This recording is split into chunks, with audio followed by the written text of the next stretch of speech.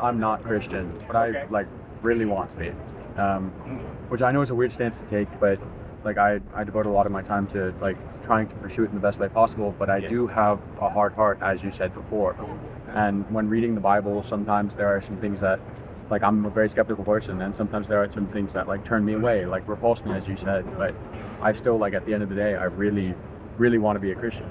I think I'd be a much better person. Yep. And I believe in like most of the things Jesus says. Yeah. But there's still that thing. What are my next steps? Well, first off, there is no selfishness in your question. And I think God created you with a drive to get beyond cancer, to be healed, to not play in traffic on I-95, but actually to seek after life.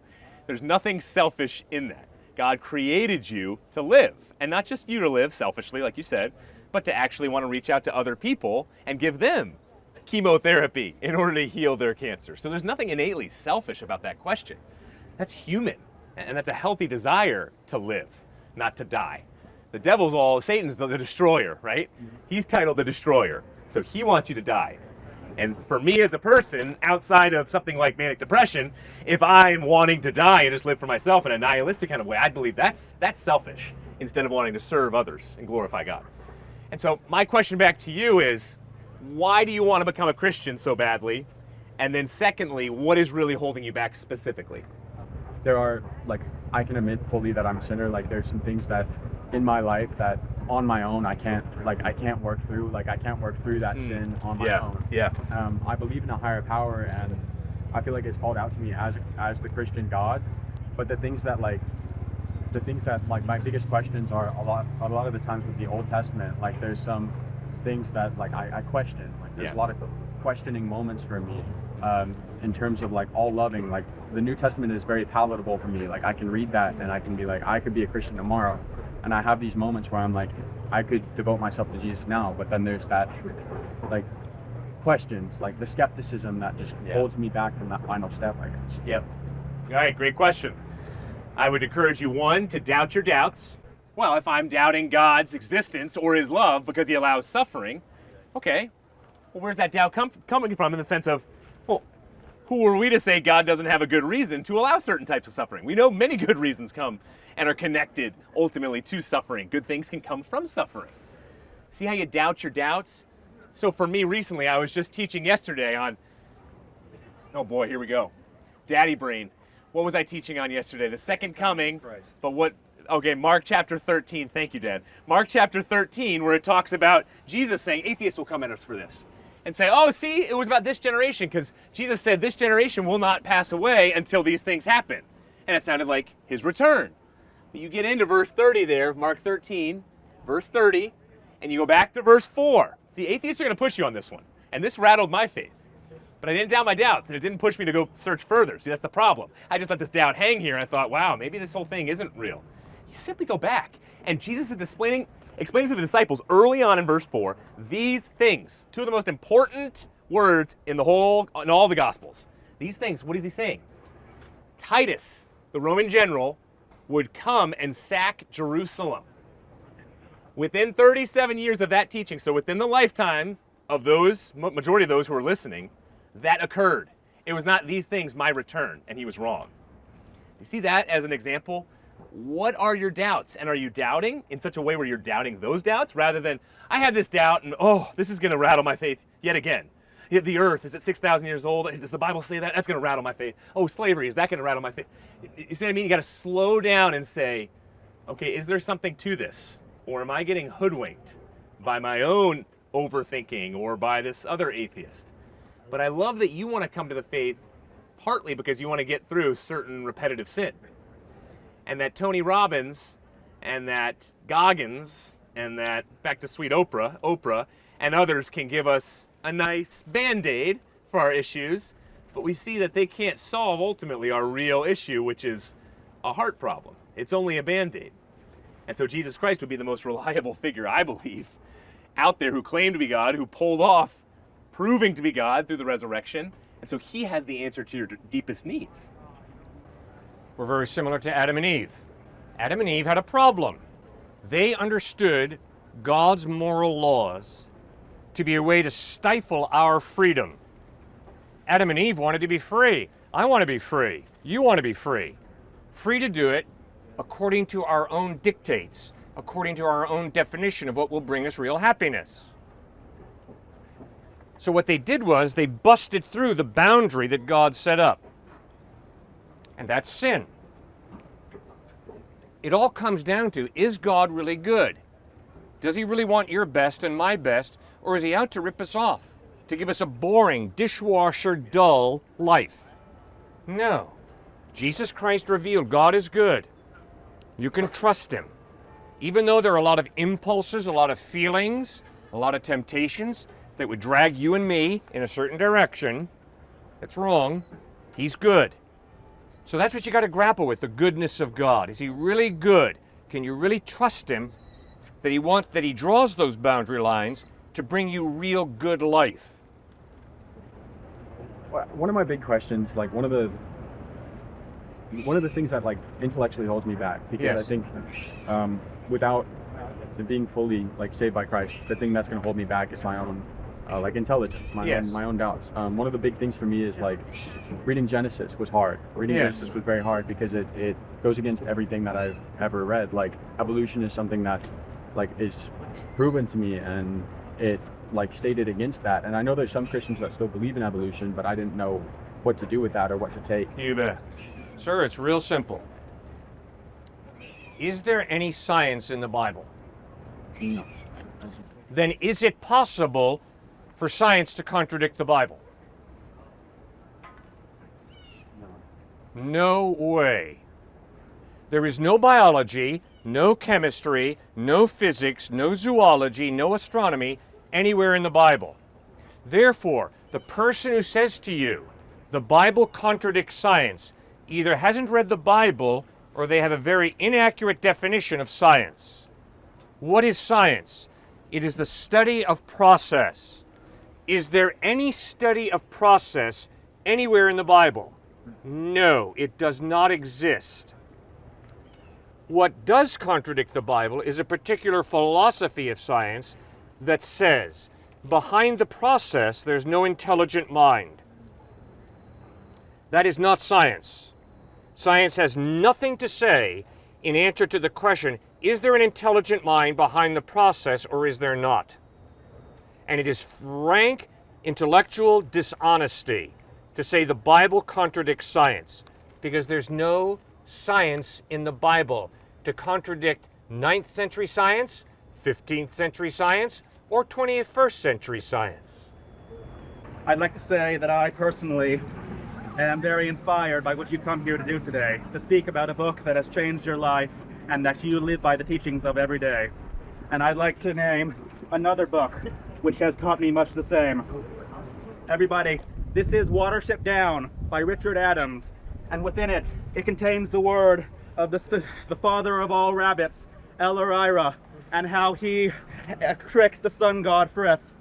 You see, at the beginning of time, when the sun god Frith was giving his gifts to all of the animals. Why do you believe there's a sun god? I don't believe there's a sun god. You just talked about a sun god. I don't believe any of this, but what I believe is Well, what what it do has you to believe? say. What do I you believe believe? what it has to say. What do you believe?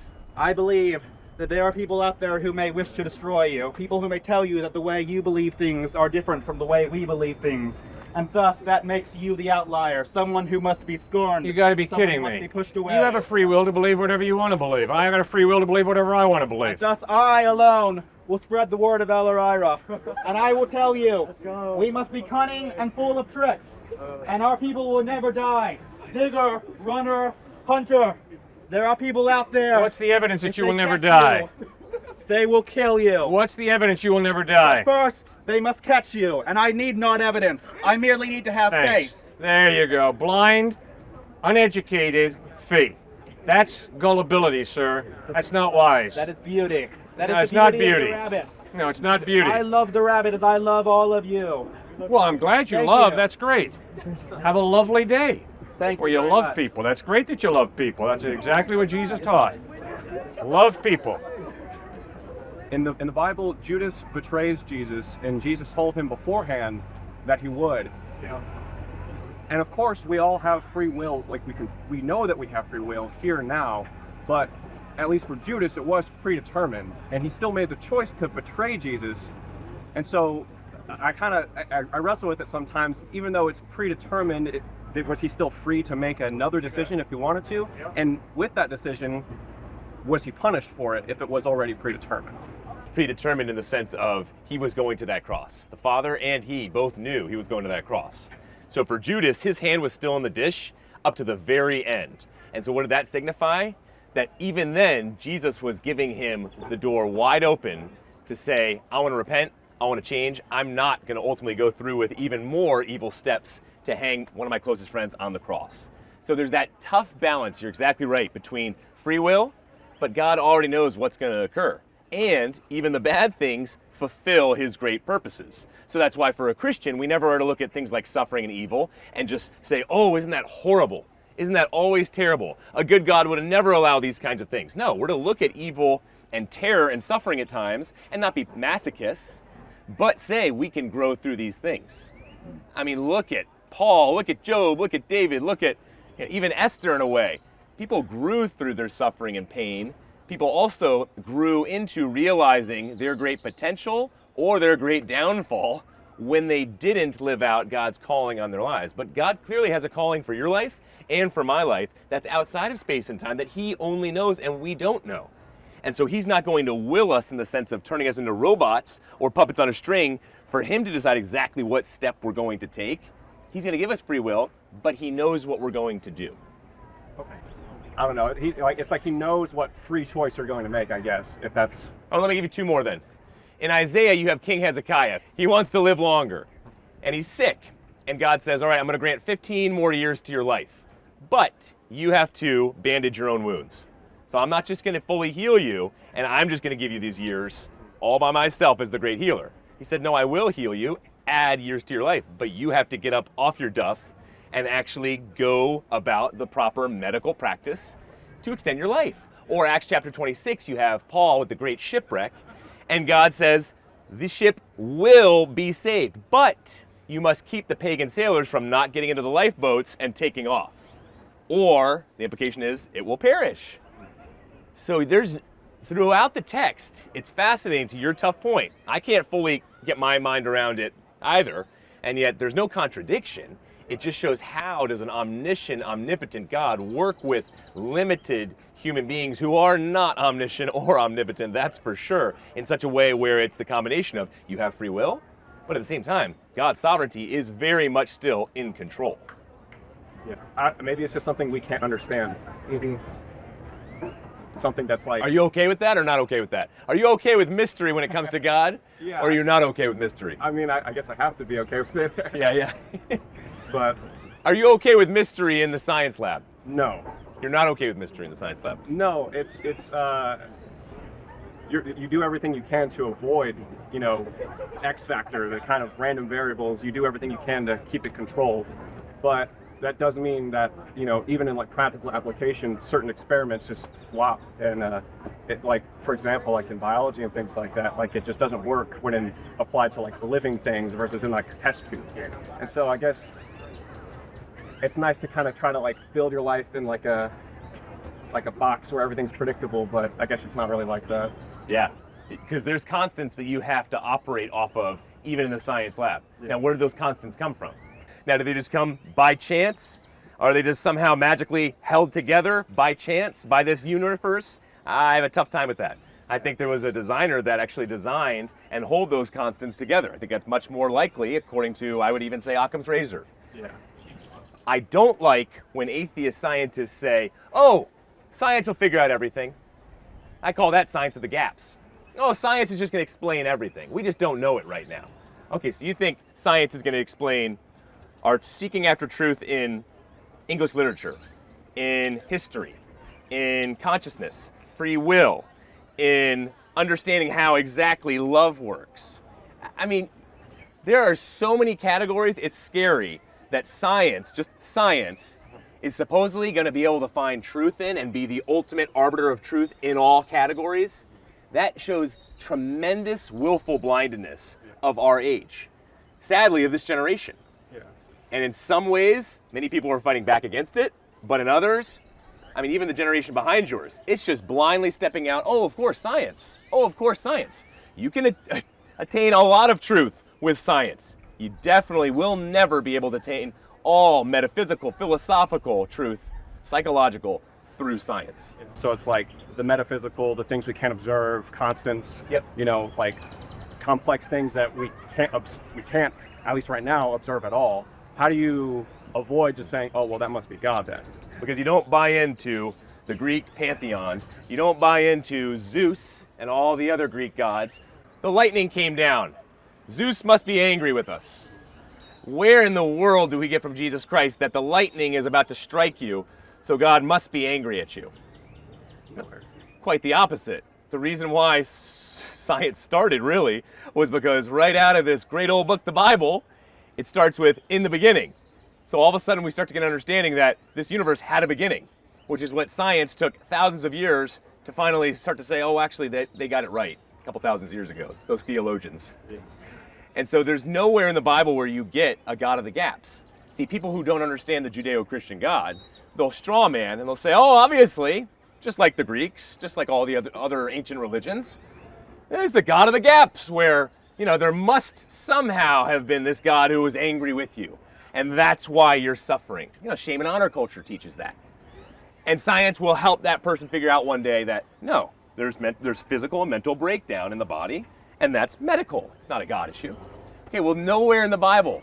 That's why Galileo said that the Bible teaches us how to go to heaven, not how the heavens go. Because it's not talking about how do we figure out from a scientific perspective how things work. No, that's evolution, that's process, but the Bible is talking about something way greater, and that's meaning, purpose. Where did I come from? Why am I here? Where am I going? Salvation, what does that look like? And then if you're going to go all the way back to Genesis, it's origin, not process. Origin, not process. Science is ultimately processed through evolution, but this is a philosophical question, not a scientific one, origin. This is the scientific one, which is process.